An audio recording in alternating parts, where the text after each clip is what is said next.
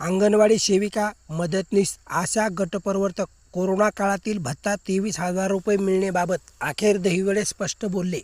Anganwadi 15 April. Breaking news. तर पाहूया बातमी खालीलप्रमाणे सविस्तर. तत्पूर्वी जर का तुम्ही चॅनलवर नवीन असाल तर चॅनलला लाईक करा, सबस्क्राईब करा आणि समोर बेल आयकॉन क्लिक करा. नंतर तुम्हाला असेच नवनवीन व्हिडिओ पाहायला मिळतील. कोरोना काळातील थकीत भत्त्यासाठी अंगणवाडी कर्मचाऱ्यांनी केले आंदोलन. अंगणवाडी कर्मचारी, आशा गटप्रवर्तक आणि अर्धवेळ स्त्री परिचारिकांनी सीटो संघटनेच्या नेतृत्वात जिल्हा परिषदेसमोर धरणे आंदोलन केले.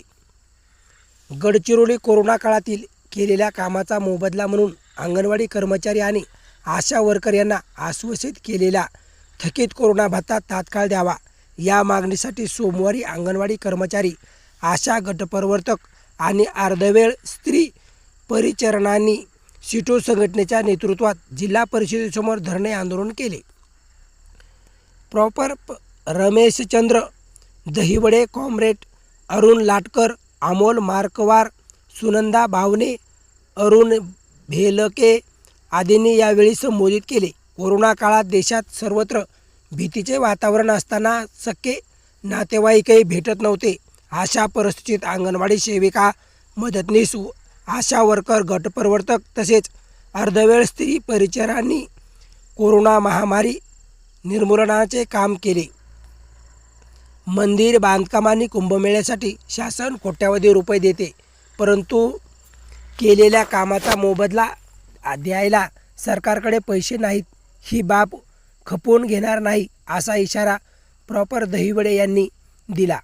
मोबदला देण्यासंदर्भात जिल्हा परिषदेच्या मुख्य कार्यकारी अधिकारी 4 पत्र काढले, तरीही मोबदला मिळत नसेल तर पत्र कशाला काढले, असा सवाल कॉम्रेड अमोल मार्कवार यांनी केला. कॉम्रेड अरुण भेलकरे यांनी अच्छे दिन राबणारी सर्वसामान्य जनता आणि कर्मचाऱ्यांना आले नसून ते केवळ मंदिर, रूढी परंपरा आणि ढोंगी बाबांना आल्याची टीका केली.